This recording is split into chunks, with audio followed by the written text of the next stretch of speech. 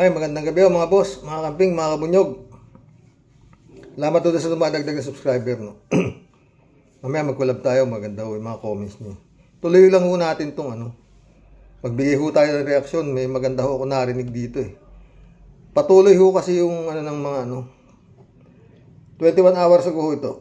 Transport Caravan versus PUB Modernization, hinarang. No? Inaabot ho pala sila ng madaling araw. Pang mga nagkikilos protesta ay natuloy ng Mendiola o natenga na lang dyan sa may circle. Kabayan, patuloy ang pagpoprotesta ng grupong Manibela at Piston pero hanggang dito na lang sa Espanya Boulevard dahil nga hinarang na sila ng kapulisan. At bagamat kaninang pasado alas 3 ay binigyan sila ng isang oras para makapagsagawa ng programa, hanggang ngayon ay nandito pa rin sila sa kabila ito ng banta ng ito ang kanilang mga sasakyan, ang kanilang mga jeep sa banta na Binantaan pa pala na itoto yung kanilang mga sasakyan, mga jeep, no? Pero hindi sila umalis. Dumaraming mga pulis na nakabantay sa kanila, ang sigaw pa rin nila ay walang aalis at tuloy ang laban para sa kanilang kabuhayan. Simula pa lang ng taon, nataningan na ang pamamasada ng mga hindi nag-consolidate na tradisyonal na jeepney. Ilan lamang sila sa mga sumali sa transport caravan ng mga grupong Piston at Manibela bilang pagtutol sa PUB Modernization Program. Nagsimula ang biyahe sa UP Diliman sa Quezon City. Maagang dumating doon ang jeepney driver na si Michael Del Mundo galing Valenzuela. Kwento niya, nasa 30 silang tsuper na nakiwelga noong December 29. Bagamat nalagas na ang samahan, hindi pa rin siya pinanghihinaan ng loob. Parang apat na lang kami, hindi ko alam kung natakot sila na hindi makabiyahe. Kaya bumitaw sila. Sinuyod din ang caravan ng Commonwealth Avenue at nagdulot pa ng trapiko sa may Quezon Avenue. Kaya ang isang commuter bumaba na sa sinasakyang jeep at naglakad na lang papunta sa trabaho. Hanggang dito aso, nilakad ko ba yung lakarin ko? Hindi ako masakayan dito, dahil lakarin ko hanggang UST. Hindi naman ako hirap nang mag-absent sa trabaho. Pagdating ng welcome rotonda, hinarang na ng mga pulis ang mga nagpoprotesta. Sinubukang makiusap ng mga lider ng Manibela at Piston na patuluyin sila hanggang Mendiola, pero giit ng pulisya, hanggang Espanya na lang sila. Ang gigipit itong pakiramdam na to. Kami po hindi nang gigipit. Wala silang permit. May naman po tayong Freedom Park. May mga jeep galing mga karating probinsya na sasama sana sa pagkilos, pero naharang din sa checkpoint papasok ng Metro Manila. Sagot ng PNP, nagpapatupad lamang ito ng batas. Kinuha ang kanilang lisensya, naka-hold sila doon sa checkpoint. Reason na inood natin because of out of line yung kanilang vehicles, just because of dahil sasali sila doon sa road. Nung sila po ay dumaan po sa ating checkpoint at hiningan po sila ng mga papeles, ay sinabi po nila na magpo-produce po sila, so pansamantala i-hinold po sila. Sa huli, nagdaos na lang ng programa ang mga nagpoprotesta sa Espanya Boulevard. Masama sa loob kasi dapat talaga sa Mendiola dahil mas malapit sa Malacanang, mas maririnig sana ni Presidente. Sa kabila ng mga panghahat, Hindi na kailangan wag na kayo lumapit. Sigurado namang nakikita ng His Excellency yan, mga nangyayari na yan. Kasi nasa mainstream media naman, di ba? Antayin nyo yung aksyon kung meron. harang, tansya ni Valbuena, nasa 10,000 o higit pa ang sumama sa kilos protesta. Tiniyak naman ang Mantakin mo 10,000 pamilya yung nagugutom. Mahigit pa. O, dahil sa halip na kumikita itong mga jeepney driver na to, nandito ngayon sila. Nagpuprotesta.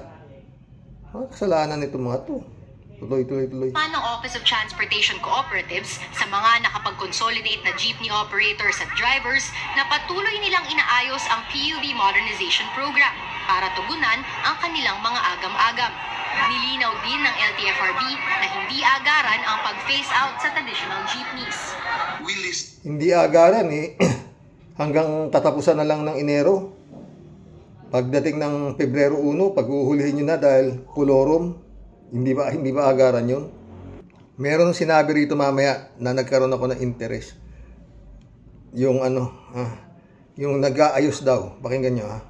Listen, we could change certain rules to accommodate, to make it better. We're open. That was the order of Secretary Bautista, and that was the order of the President. Yung pagpapalit kasi ang sinasabi po nila phase out. Yung proseso po yun, hindi pa po namin i-require kagad. Nasa kanila po yun. At a later stage po, pag ready ka ng mag-modernize po, sabihan mo po ang gobyerno, may bibigay na bawat jeep, may 230,000 na tinatawag namin equity. Yun na mabigat, no? Napakabait pala nila. Kung gusto mo nang mag-modernize, may ibibigay sa yung 230,000. Bawat jeep, ha? Tuloy.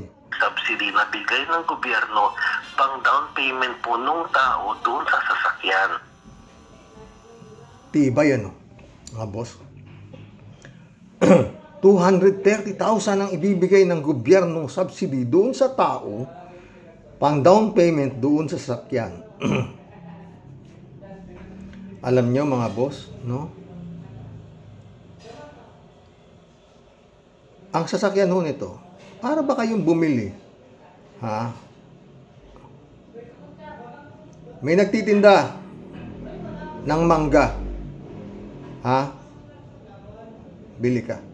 Magkano ang 1 kilo? 250. Sabi. Taas, di ba? Mahal. Tumawad ka. Ingot-ingot yung tumatawad. Baka pwede 200 na lang. Sabi naman nung nagtitinda.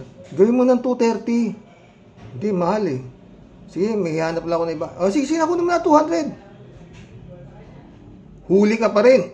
Ang kapital ng mangga, 100 lang. O di, huli ka pa rin ng 100 piso. Kala mo nakatawad ka, may utang na loob ka pa. Parang ganito to mga boss eh. Ha? Hindi ba? Tumawad ka, may utang na loob ka pa. May tama ka pa rin. Dahil yung binibentang jeep na ito mga to eh, ano eh. More than 2 million eh. Parang 2.5. Tapos bibigyan mo ngayon yung tao ng 230,000 pang down. Tanong, ilang taon mo babayaran ngayon? Yung dinown payment daw na galing sa gobyerno, yung i-denown mo ha, na 230,000. Ganun ba ka? Magkano ang monthly mo? Ha? Just in case, huwag na paintulad ng Diyos, natenga yung jeep, ay yung nilabas mo, o whatsoever na aksidente o ano, paano? Sakit ho sa ulo to. Tuloy. Kabayan, halos maparalisa ang westbound lane ng Espanya at nagbistulang parking lot dahil sa caravan. Nagdagdag na rin ng puwersa yung mga kapulisan dahil nga ayaw pa rin mag-disperse ng mga nagpo-protesta dito. Kaya abiso na rin sa mga motorista, lalo na yung mga manggagaling sa Quezon City, Maynila, umiwas na, gumamit na ng mga alternatibong ruta tulad ng Araneta Avenue, pwede nang lumiko sa D2 zone para maiwasan nga ang matinding trapiko na ito. Nitong hapon din, sinagot na ng DOTR at LTFRB ang Supreme Court petition ng Piston na TRO laban sa pagpapatupad ng PUV Modernization Program. Giit ng mga ahensya, dapat ibasura ang petisyon ng Piston dahil hindi naman umano nilalabag ng... Pucha, dapat pa. Matigas pa yung... nagpuprotesta sila. Sabi ng mga... ibasura raw yung petisyon ng Piston. Yun ang hiling nila sa Supreme Court. Wala, mukhang malabo, di ba? ng programa ang kanilang mga karapatan. Pero umaasa pa rin ang Piston na sila pa rin ang papanigan ng Korte Suprema bilang ilang mambabatas na rin ang nagsabing kailangan pang repasuhin ang PUV Modernization Program.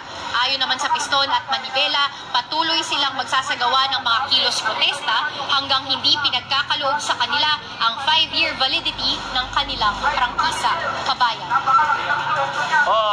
Andrea, ano ang sinasabi sa iyo hanggang anong oras sila dyan? Dahil sarado ang Quezon Avenue, kaya walang madaanan ng ating mga motorista. Yung sinasabi mong mga daan na dapat daanan, medyo magulo yun dahil marami naman doon mga nakapark na mga sakyan. So hanggang anong oras sila? Sa ngayon, kabayan, yan pa lang ang binabantayan natin kung hanggang kailan, hanggang anong oras willing na magprotesta at maghintay dito ang mga galing sa Piston at Manibela. Hanggang sa ngayon kasi, nagli-lead pa rin ng programa yung mga leader ng Piston at Manibela. Nagsasalita pa rin sila, kinakausap pa rin nila yung kanilang mga miyembro. Kaya hindi pa natin alam sa ngayon. Babantayan natin kung hanggang anong oras itong mga to dito. Kabayan. Tuloy-tuloy po ang ating... Inaabot ho ng madaling araw yan. Oo. Kailangan masusundan pa ang protesta sa mga susunod na araw hanggang sa mapakinggan sila ng gobyerno. Eto pa isa. Apektuhan ng protest caravan ang mga motoristang dumaraan sa mga kalapit na kalsada. Yan ang unang balita ni James Agustin. Pasado hating gabi na ay nagsasagawa pa rin ng programa ang mga miyembro ng Manibela sa Welcome Rotonda sa Quezon City. Bahagi pa rin ito ng kanilang protest caravan, kasama ang Piston bilang pagtuto sa PUV modernization program ng pamahalaan. Ang caravan nagsimula pa kahapon ng umaga sa UP Diliman, pero hindi sila pinayagan ng Manila Police District o MPD na makadiretso sa Mendiola. Kaya iniharang na lang nila ang mga tradisyonal na jeep sa bahagi ng Espanya Boulevard. Ang mga pulis nakahanay rin para masigurong walang makaluluso. Si Edil na 25 taon ng jeepney driver. Itong naawa ako mga boss, pakinggan ninyo. 25 taon na jeepney driver to ha. Kasama ang kanyang asawa, anak at apo sa protest caravan. Importante to sir sa akin kasi pinaglalaban ko to dahil ito ang hanap buhay ko. Kasama yung asawa, anak, apo doon sa jeep. Yung pamilya na, buong pamilya na, kasama niya na nag-rally oh. Simula pa lang ng 1998 hanggang ngayon. Pagdating mo ng February 1, paano mo bala? Tingnan natin sir kung anong mangyayari sa February 1. Kung mananalo, di mas maganda. Parang tuloy-tuloy ang hanap buhay namin at pagbibiyahe. Pag-iisipan na raw niya ang mga susunod na hakbang kung sakali mang hindi na siya tuluyang makapamasada. Maghanap mo lang siguro ng ibang trabaho kung hindi manalo. Pero paglalaban talaga namin to hanggang sa uli. Ayon sa chairman ng Manibela na si Mar Balbuena, alas 10 sa gabi ng... Putres, so tignan nyo.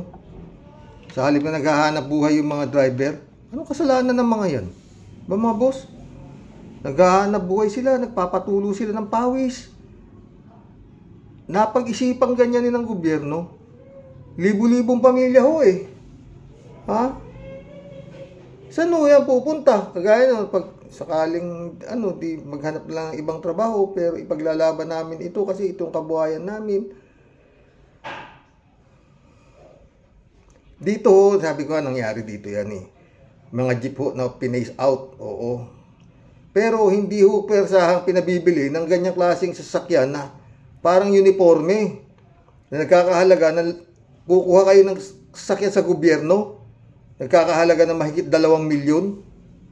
Dito hindi, puro van po ang mga rito, wala na hong jeep, puro van. Mga aircon na rin nga ho, mataas ng ang 50 pesos ang pamasahe magmula ho rito sa Santiago hanggang dito sa Itchagi. Pag bumampas ho kayo, mas madagdag na naman. Ha, ganun po dito, oo. Pero yun mga jeep na pace out sa karsada, patuloy hong kumikita yan. Magkagaya rito, yung mga bababa sa baryo, sa jeep po sila yan nakasakay, na hindi na po pwedeng pumasada sa hanggang bayan lang po sila, dahil mamamalengke po yung mga taga-baryo eh. Na kung lumuwas lang ho, every Sunday lang, once a week.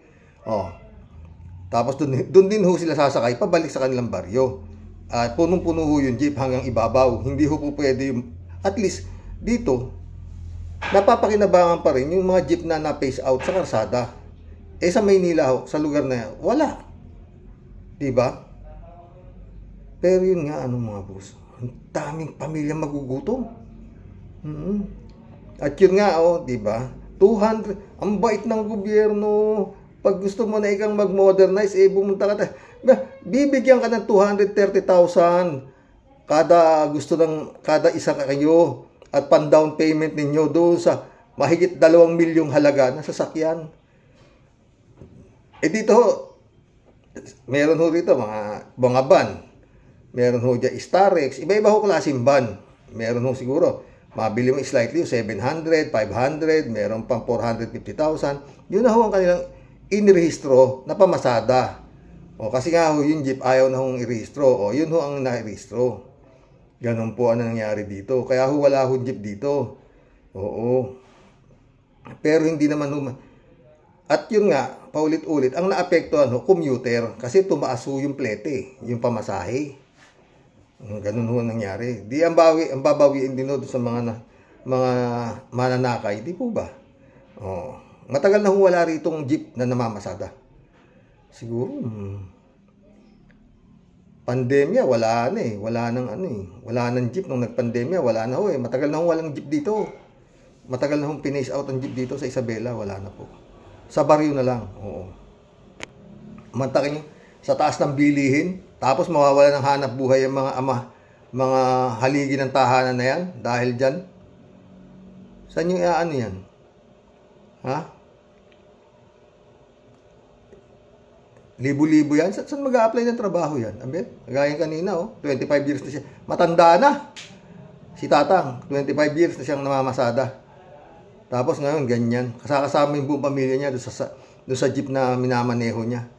Asawa niya, apo niya, mga anak niya, nandun sila lahat sa loob ng jeep. Hindi ko alam kung saan pupulutin itong ano to. Pero, nga paulit-ulit, ang pinagkakaksaya ng panahon ng gobyerno, tsa-tsa. Magkulab na po tayo. Ang pagkakaabala ng Senado, pagpalit ng konstitusyon na 37 taon na, ngayon lang nila papalitan. Maraming pumlano, pero ngayon mukhang matutuloy. Mukhang matutuluyan mo ngayon mga boss. Totoo lang. Klase ng galaw. Nag-usap na raw yung presidente, saka si Senate President, saka yung Speaker of the House. Yari na. Ay nako mga boss. Ewan, saan pupunta itong gobyerno na to? Taas ng taas ang bilihin pagkatapos ganyan. Ano? Magkulab na po tayo.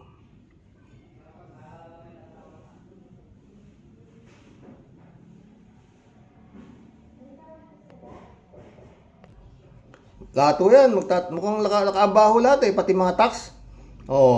Dahil malaki ang gustong i-produce ang marching order ni His Excellency kay Finance Secretary Recto. Patay talaga. Jeff Ramos na, shout out. Kalat ni Baya, shout out Ano to? Pandemic hero na. Doktor pa, wala stick. Talaga. Itong bugok na ito hanggang ngayon tarantado talaga Marcos pa rin daw siya. Kung talagang kapatid ka ni Marcos, gunggong kang FLM ka. Punta ka sa Malacanang malay mo, ma-appoint ka, gago. Si Gadon, hindi naman niya kapatid, na-i-appoint. Ikaw pa, kapatid, Tragis kayo. Wala kayong matino Hello, Miss Akira Milus. May you have a blessed day and be well. Good evening, Karoke. Hambalusin mong husto, Karoke. Be well, Mama Bear. No. Okay lang si Mama Bear, kalat ni.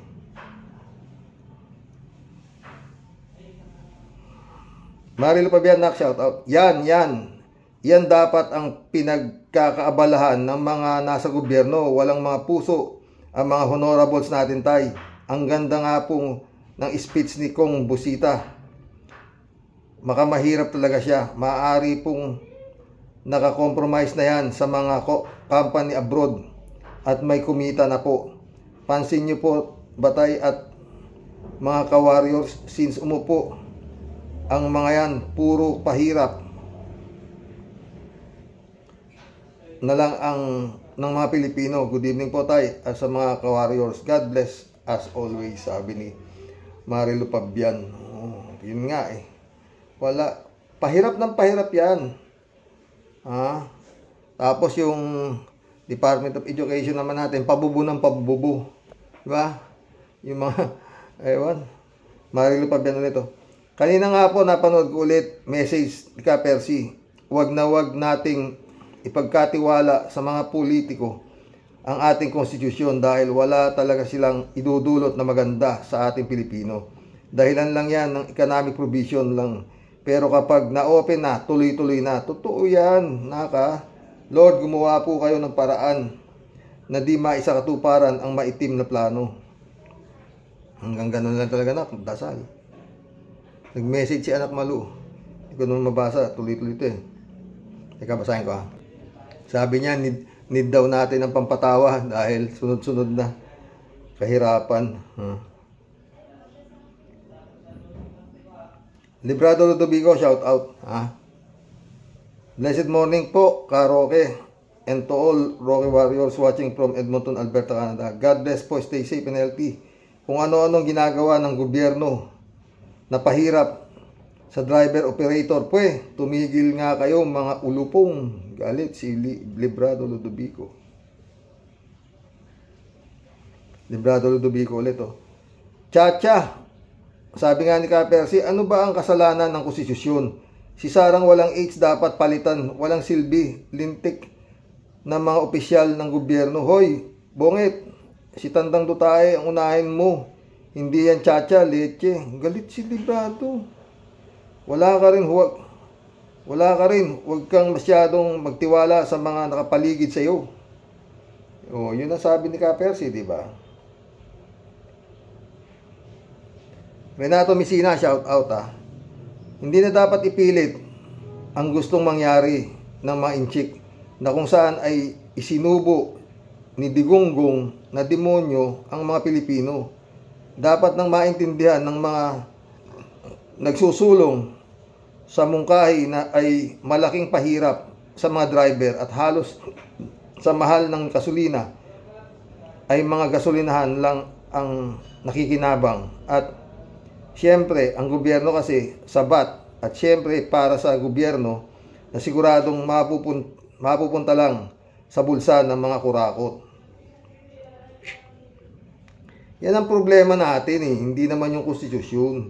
Korupsyon. Diba? Elizabeth Iscare, shout out Good evening, Sir Rox. Kawawa talaga ang mga jeepney driver at operator na yan dahil sa modernization ng mga yan. Talagang i-phase out na yung mga jeep nila. Diyan na tayo nakilala sa buong mundo tapos papalitan nila ng isang minibus na China.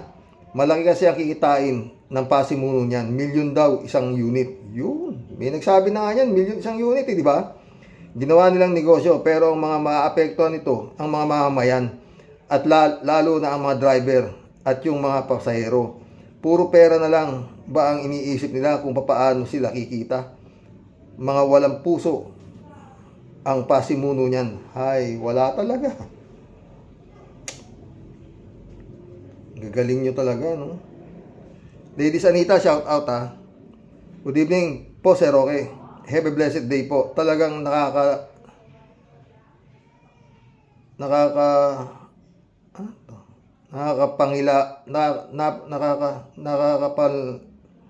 kalungkot ang tungkol dyan po sa mga karaban ng mga jeep, Sir Roque. Kaya pinipilit ng palitan yan, jeepneys, dahil malaki ang kikitain ng LTFRB ay konektado sa kikitain ng China po. Yan yung kukunin ang jeepney, junk sa cooperative, tapos ibebenta ng doble ng korupsyon. At ang Chacha hindi solusyon nga ng problema ng taong bayan. Ewan ko sa kanila kung anong solusyon na naisip nila dyan sa Chacha na yan. Elizabeth Iscare ulit Di man lang inisip ng gobyernong ito na dapat ekonomiya ang inaatupag nila at hindi itong phase out ng mga jeep na itong jeep at itong Chacha. Ano yan? Gusto nilang maging forever sa kanilang power? Siyempre. At higitan pa ang 21 years ni Makoy. Ay nako, ang hirap sa mga ito. Di ko alam kung mga Duterte o Marcos ang dapat nating tanggapin sa kanila. Parehong patapon itong dalawang ito, di ba, Sir Rox? God help us. Yun nga, parehong panapon, walang panghabig Pero sabi nga ni Ka Percy, pagtiyagaan na raw si Bongbong, di ba? At saka yun nga, kung mawala yung isa, dito isa na lang ang problema. Masakit kung hindi nag-away yan eh. Mas lalong malaking problema. Buti nagkakagatan na sila, di ba? Nagkakagatan na sila. At least kung sino manalo sa kanila, matibay sa kanila, isa na lang ang problema ng bansa. Di ba? Ano sa palagay niyo mga boss? Kung nahuli dahil nakay Bongbong Bola, at yun nga, naaresto si Gibulog ng FBI, Chekoy, nadali itong mga Duterte ng ICC, isa na lang ang problema ng bansa. Tama ba ako? Kesa nagkasundo yan, na gustong mangyari ni Amy Marcos na magsama yan. Todas, mother pati daughter, ubos. Di ba? Ganun lang yun eh.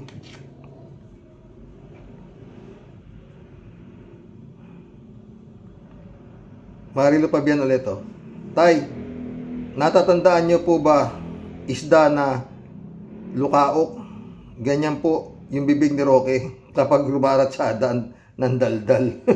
Di ko alam yun ano yung isda ng lukaok? User, shout out. Hindi na nila balak tulungan ang mahihirap. Puro politika na lang. Anong plano nila sa mataas na bilihin, lalo na ang bigas? Ano ang nangyayari sa mga pangako nung eleksyon? Kau naman, user. Pinangako ka na gusto mo pa pa rin. Siyempre, mapapako yan. Eugenio Manaloto, shout out. Dumaan ako sa inyo, Brad, para mag-like. Salamat sa yamat, Eugenio. Tem, shout out, Tem. Sabi niya, sino ba namang operator ang ayaw ng bago at maganda? Tanggalin yung negosyo dyan, pati na si Guadis.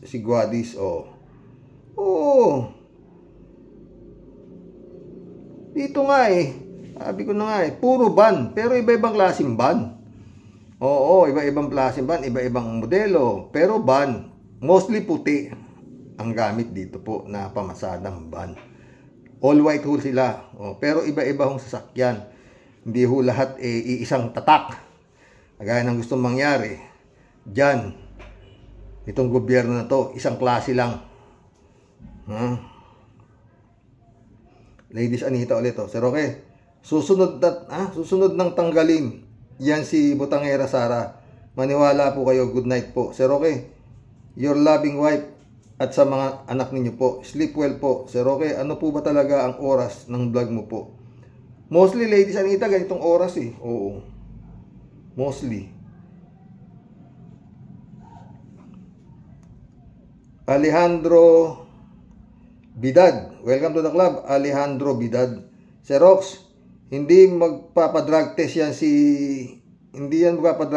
yan kasi matutuklasan na hindi blood ang tao, hindi blood ng tao ang blood niya. Ano kaya ang blood ni Roque, Ang ibig mo sabihin? Pero San Juan, shout out. Good evening po, Karox. Karox, talagang grabe na ang pamumulitika dito sa ating bansa. Grabe rin ang pondo ng bansa, bilyon na nauubos para sa pagsasariling ambisyon sa gobyerno. Ang taong bayan ang nagdurusa. Ang mga pinapagawa nito, mga aktibong politiko, may nakikialam pa.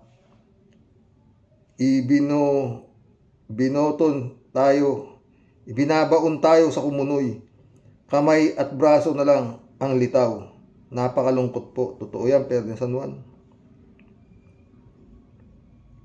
Divine Wilson, shout out my friend. Humanda na tayong ordinaryong Pinoy dahil tataas at magdadagdag ng panibagong tax para maibigay direkto ang gusto ni BBM na 20 billion a day collection. Ganun ba, Divine? Patay tayo dyan kung ganyan.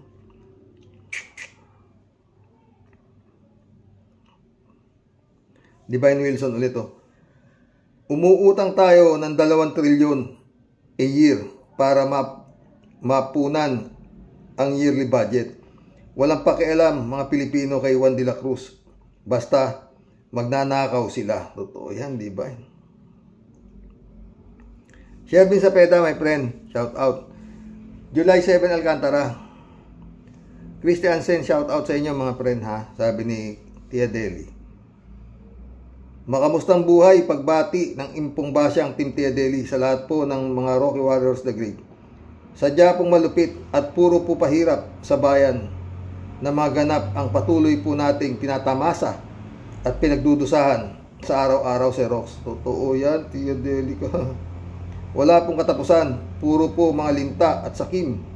Andyan po sila, hindi po para maglingkod para sa bayan. Andyan po sila para maging bantay sa lakay at manatili sa kapangyarihan. Totoo yan, Tia Deli ka. Milagro man po ng Diyos ang tanging pag-asa at sagot.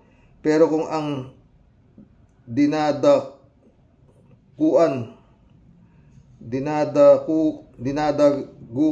at sobra na pong inaapi at niyuyurakan ng mamamayan, nanonood lang, nagtitiis na lang, sipa-sipain at tapak-tapakan. Wala pong ginagawa para lumaban o umaray. Rox, wala pong Batman at Superman na dadating. Wala po tayong karapatang dumaing at magreklamo. Anihin po natin ang bunga ng mga katangahan at kabubuhan kung bakit po naandyan ang mga inutil na tinatawag po nilang mga kagalang-galang na mga lingkod daw po ng bayan. Lungkot naman ang comment mo, Tia Deli ka. Pwe!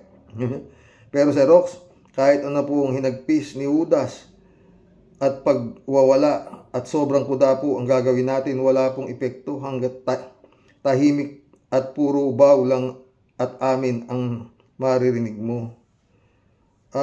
Malamang si Rox, makisama na lang din po tayo dun sa mga tanga. Ang hirap naman ang gusto mo. Ano? Makisama tayo sa mga... Hanggang sa muli po, ang inyo pong impong at papahid at hihirot muna ng rayuma. Yan ka na naman. Sakit po sa dibdib ang maganap. Ang sa inyo pong lahat, tunay pong nagmamahal. Di po magpapadenggoy sa mga kurimaw. Ito po ang makulit but super sweet ninyong Tia Deli. Good night po sa inyo, Sir Rox. Mag-ingat po palagi. Ano man pong kaguluhan, mahal po tayong lahat ni Lord. God bless po. Tama ka dyan, Tia Deli ka. Ay nako, Lord. Shout out, friend Amy Bingson. Dolor Garcia. Belinda Magtangog. Shout out sa inyo mga friend ha. Friend Amy, magparamdam ka naman, ano ba nangyari talaga sa iyo? Pero okay naman siya, sabi ni Friend Dolor. No? Ramon Valencia, shout out. Bossing, okay lang na mabartolina si Mansanas. Mansanas ba Makanas? Malaki naman ang bayad sa kanya. Kung kakalkalin lang ang bank account niyan, sigurado paldo. At tingnan din natin kung saan galing dun kainaman na. Bingo. Pwede. Kasi hindi naman magaganyan yan. Peril nga. Kaya siya nagkaganyan katapang. Alam niyang untouchable yung kanyang puon. Ba? Ramon Valencia ulit Bossing, hindi ako naniniwala na hindi siya ang naglagay ng picture. Private account niya yun. Kumusta na lang sa lahat ng mga Rox Warriors at God bless us. Parehas tayo. Sino man loko-loko maniniwala sa kanya? Maliban na nga kung paniniwalaan din ang justice ng prosecutor yung kanyang mga pinagsasabi, kagaya ng sinabi ni Digong, dismiss ang kaso. African Sai, shout out. Jun Lagon, my friend, shout out. Ted, sabi ni Ted, shout out Ted, basta sa kaulad ng bulsa ng mga politiko, isusulong at isusulong nila ang lahat na mapagkakaperahan. Kapakanan ng taong bayan, wala. Ginagawa lamang tayong kawali kung saan nila ginigisa ang masasarap nilang pagkain. Tama ka dyan, Ted. Eman Scalona, shout out. Balong, shout out, Balong. Normando Reyes, shout out. Karox, hindi naman sa anti-poor ako. Pero kasi, yung mga jeep natin, sobrang pollution ang nagagawa. Normando, meron tayong tinatawag na yung tinetest yung usok. Kung mausok, ayaw na i-restro. Ngayon, kung yung usok lang ang problema, di pa sabihin change motor. Wag ka pag emission test, o pag mausok, hindi ka i-restro di ba? Kung usok ang problema, di lahat ng sasakyan, pati mga truck. Huwag na kayong magkumandar, mausok kayo Kaya may emission test mas mabuti pa kung mausok, change motor. Hindi ka gagasan ng milyon, di ba? Yun na nga sabi ko, di ba? Kung bulok na yung jeep, wag mo nang bigyan ng prangkisa. I-remodel mo yung jeep mo, makakuha ka ng franchise. Ganyan, bulok na yan kakarag-karag na. Basta kakarag-karag, wag nang bigyan ng prangkisa. Pero wag naman yung totally phase out mo lahat. Di ba? Tsaka yun nga, may ginawa yung Francisco. 900,000 lang. 22-seater At pwede kang tumayo. Kasi tinaas yung jeep. Pero mukhang jeep pa rin. Napakamura, 900,000. Kumpara mo dito sa sinasabi ng gobyerno na 2 million mahigit. Pero yun nga, meron namang ibibigay na 230,000 pan down payment. Ang bait nyo pala. Pe-presyo nyo ng overprice tapos bibigyan nyo ng 230,000. Yung kada gustong mag-modernize na ng jeep, kinawa Japan. Talagang napakatatanga tingin nyo sa mga jeepney driver, no? Ewan ko kung lulusot kayo.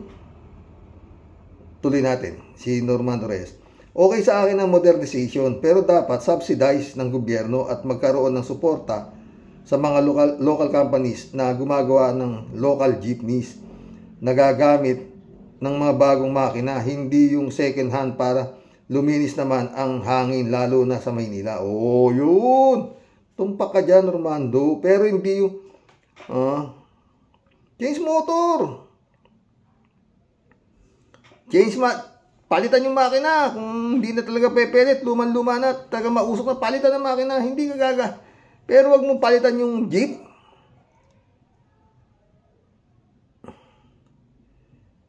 Edmond Sanon, welcome to the club.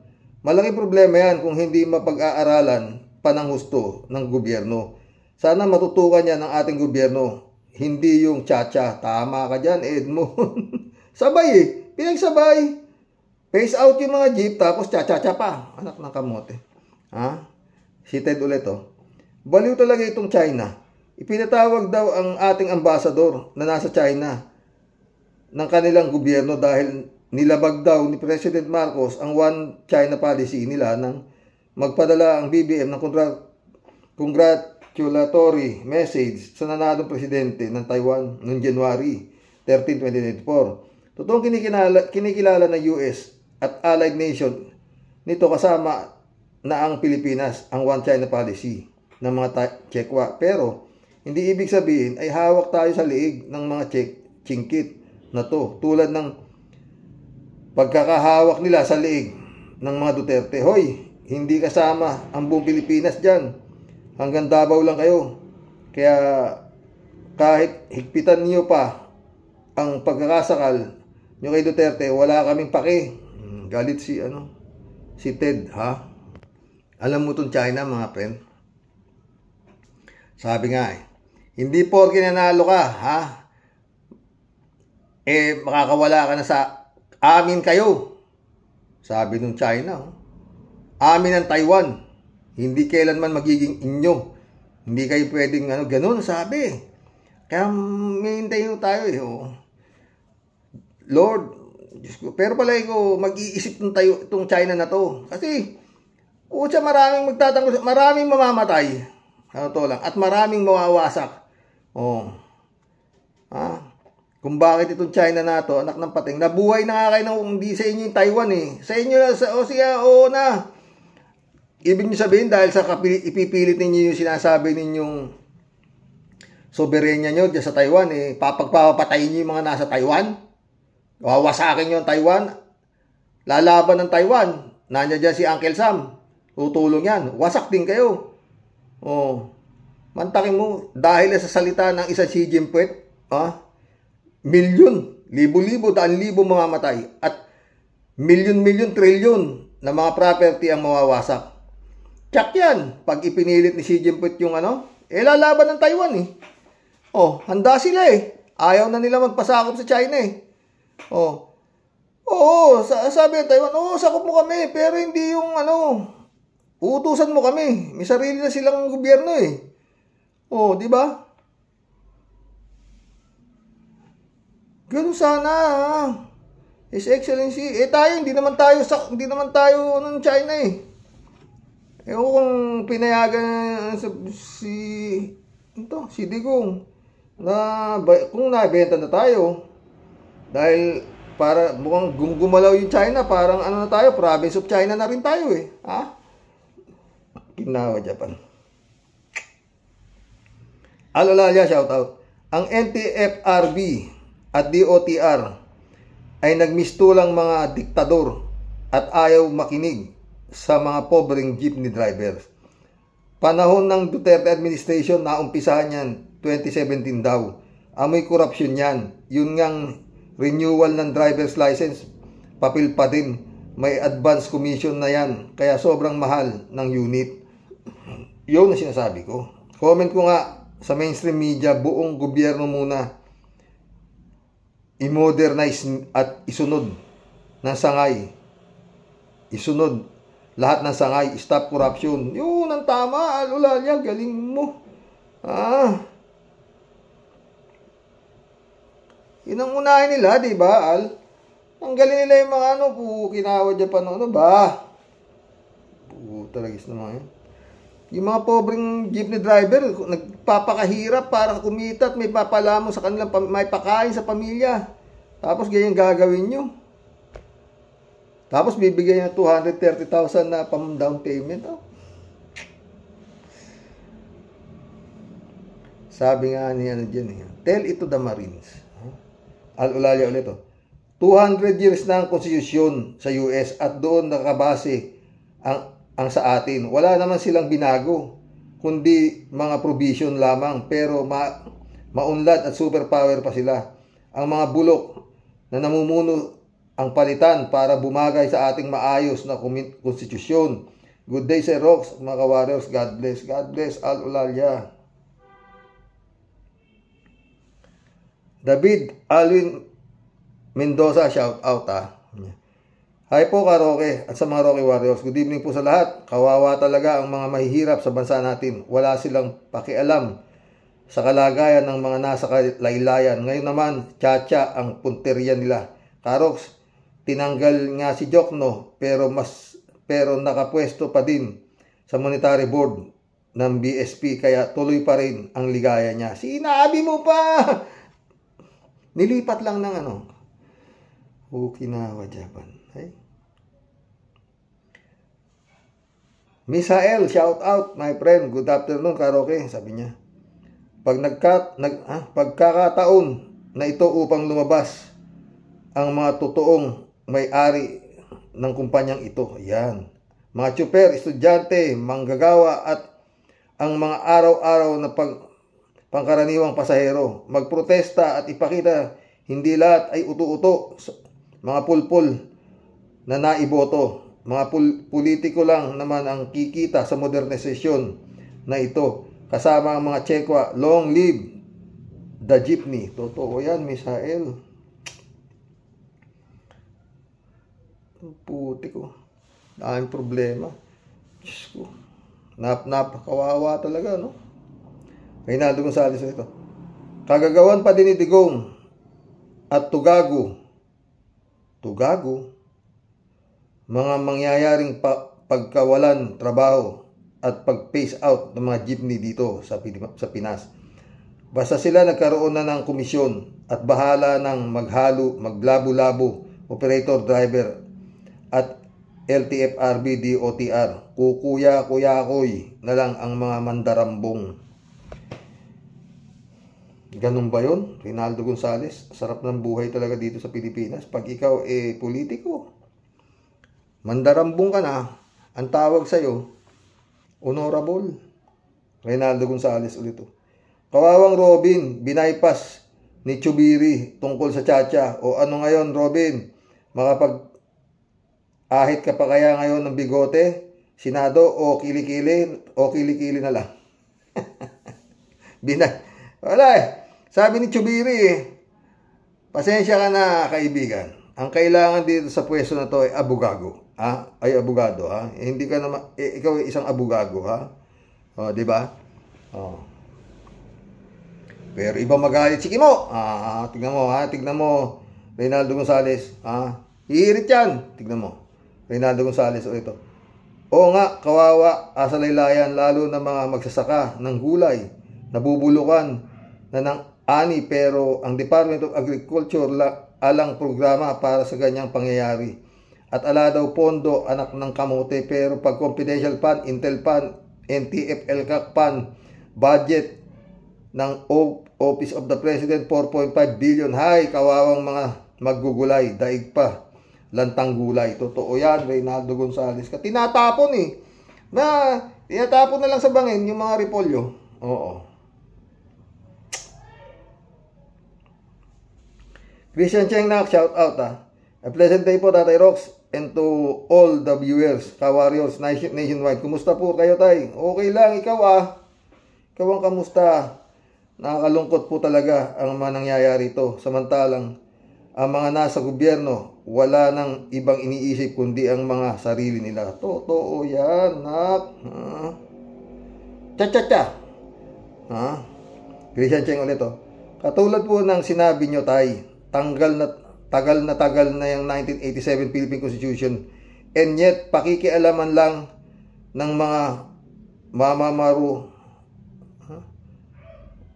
mamamaru sa gobyerno, at maniniwala ka dyan, Tay Rox, na walang kinalaman si Singhot Ngiwi Marcos sa pagpapakialam niya baguhin ang konstitusyon. Pamihado, 100% nasa likod niyan ang nasa harap ng Malacanang, 10 ng mahadera niyang babali na sister, at isa pang promotor ng lahat ng revisionism. Ay nako, kawawa si Juan de la Cruz na Christian Cheng Christian Cheng ulit Natawa naman ako, Tay, no sa isang komento na maganda na raw ang palakad ni Singhot Ngiwi Marcos.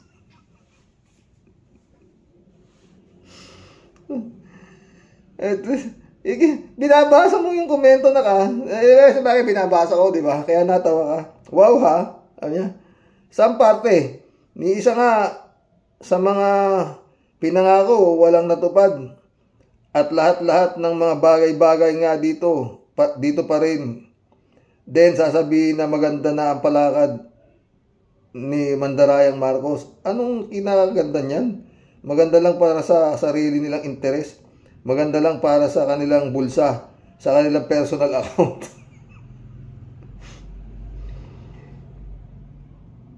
Hindi ko na sinagot na. Nakikita niya maganda. Ano magagawa natin? Nag-message si Friend Shervin. Teka, ano kayo sabi? Natawa siya doon sa pinadala ko yung joke. Christian Cheng ulit Maganda ba yan na lahat ni-revise nila from the history and now naman sa Philippines Constitution? Yan ba maganda? At sabi pa nung isa, nasa right track na ang Marcos administration. Wow, ano ba naman? Ay, Christian Cheng. Christian Cheng ulit At bilang pangwakas po, kahit magkailang palit pa ng mga sikwatari si Marcos Ngiwi, wala pa rin talagang maiging mangyayari. Dapat kasi unahin ni Marcos Ngiwi na tanggalin o palitan mismo ang sarili niya. Sila ni Decoracion at Chara Carpio. Kasi alam naman nila pareho na mga fake sila. Bye po, At maraming salamat po, Tyrox. Ingat po kayo. Ingat ka, ikaw ay magpa-check up ka sa espesyalista sa pulmonya.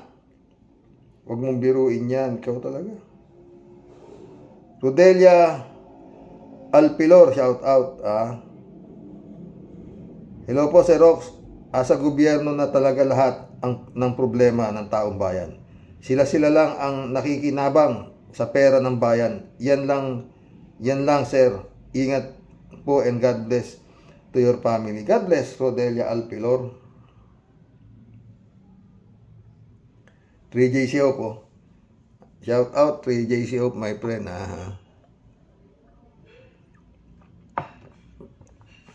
Hello, Sir Rox. Ito. Simple lang naman yan. At the expense of the poor jeepney drivers, kailangan kumita ang mga walang pusong mga politiko sa pamamagitan ng pagmodernize ng transportation. Kahit na hindi afford ng mga driver, wala silang pakialam. Sabi nga ni Diggs, di ba? Wala akong pakialam, maghirap kayo. Palagay ko, karamihan sa mga drivers na ito, bumoto siguro kay Diggs. Ayan ang napala ng sambayanan. Malamang. Tatang 3J Show ulit to. Sir Rox, ito sana ang magandang oportunidad ni BBM para magustuhan siya ng mga tao kung gagawan niya ng paraan na hindi matuloy ang kalokohang ito.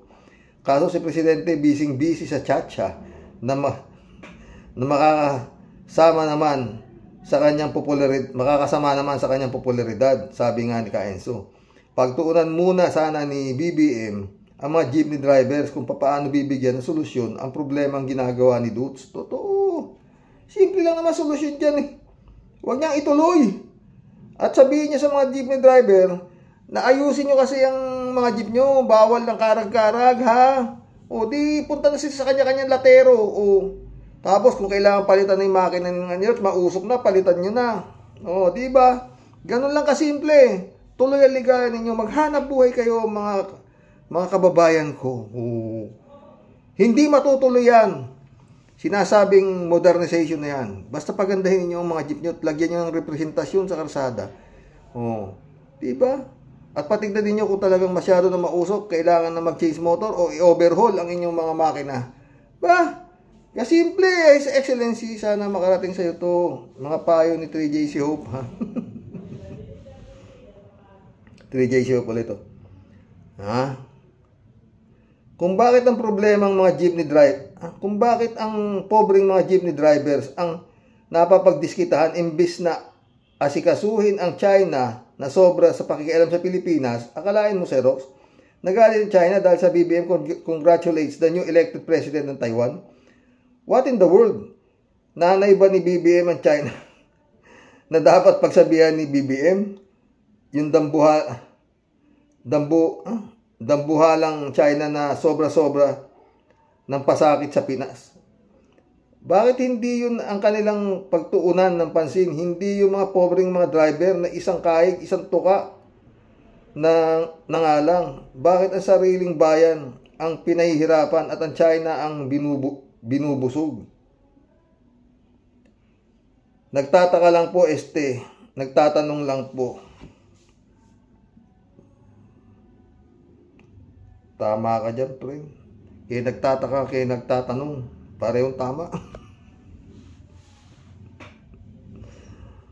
3JC ulit. Sir Rox, kaya maliwanag pa sa sikat ng araw na hindi konstitusyon ang problema, kundi ang mga politikong gahaman. Ang kagahamanan nila ay on board day and night na di tulad dati na may konting patago pa. Ngayon, harap-harapan na. Wala nang paki sa sasapitin ng mamayang Pilipino. Lubog na ang Pinas. Hindi pa sila masaya doon. Hindi lang lubog. Hindi na makahinga sa pasakit ng gobyerno. Totoo yan, 3J Shop. Kaya nga nakakaiyak Ha? 3J Shop ulit to. Ang daming may sakit na mahirap na hindi makahingi ng libreng gamot sa local government dahil walang available na gamot o walang budget. Paano na lang ang mga driver na malamang na mawalan ng hanap buhay. Naisip ba nila ito bago sila sumabak dyan sa modernisasyon na yan? Sa bagay, di naman nila kailangang isipin yun dahil hindi nga sila concerned. Ang concern nila ay ang kanilang bulsa. Totoo yan, my friend. Galing mo. 3J Shop ulit, oh. Yung mahalikapan na yan, o ano namang nangyari? Dati ang ingay niyan, ngayon nakalusot na. O ano na, kumita na ba? Kumita na sila, ikaw talaga. Yun, kumita na sila. Pag nakalusot din niyang tsacha na yan, para bang hindi pa sapat ang pasakit na dulot ng nakaraang administrasyon. Doble, if not triple, ang pahirap niyan sa bayan. Tsak yan. Naiiyak naman ako sa comment mo, friend. Wala nang alisan sa pwesto ang mga politiko. Wala na ring hadlang sa korupsyon. Kanya-kanya na sila ng salok sa kaban ng bayan. Ang gobyerno ni Juan de la Cruz, ang pobreng Juan de la Cruz, nganga at tirik ang mata. Tsak yung friend. Buti ka pa nga nandiyan kay Mariosep. At pasyal-pasyal ka lang dyan sa Disneyland. Ay, Lord. 3J Shop ulit, oh. Hi, Sir Rox. Ano bang magagawa natin? Tayong mga commenters dito, hanggang ngawa na lang. Yun nga. Pero sana naman itong mga pinag-uusapan natin, makarating naman sa Makalanyang. Baka saaling, anak na kamote, oh. Ay, naku, Lord. Ay, meron pala tayong magagawa na hindi kayang hadlangan ng sinuman. Yan ay ang manalangin sa Diyos. Kung lahat tayo ay mananalangin, didinggin tayo ng Diyos. At siya ang gagawa ng paraan para hindi magtagumpay ang kasamaan nila. God, hear our prayers for our country. May pag-asa pa ang Pinas, Sir Rox. Yan ang gusto ko sa iyo, eh. Hindi ka nawawalan ng pag-asa. Brother Elias Isyo, shout out. Rachel Esguera, shout out. Mga friend, mission accomplished mga boss, no? Doon na naman ho tayo bumantong sa mga kawawan tsuper, no?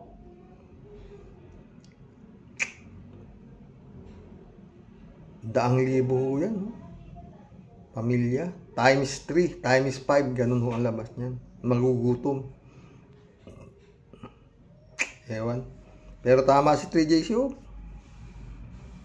Kung gustong magpabango ng gobyerno ni Marcos, pahinto mo yan. Magandang gabi po mga boss. God bless. Panampalataya po. Ilang araw na lang mga boss. January 23 na.